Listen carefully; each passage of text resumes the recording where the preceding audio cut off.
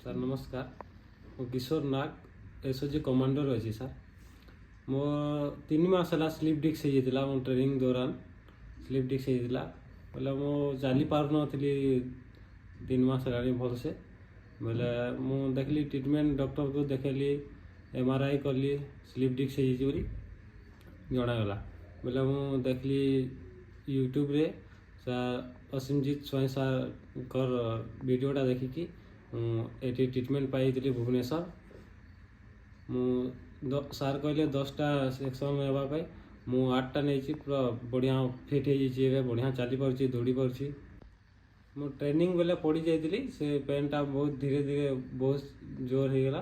ବୋଲେ ମୁଁ ଏଇ ଜାଗାକୁ ଆସିକି ରିଲିଫ୍ ହେଇଗଲା। ଆପଣମାନେ ଏଇ ଜାଗାକୁ ଆସନ୍ତୁ, ଏଠି ଭଲ ହେଇଯିବେ। Thank you sir.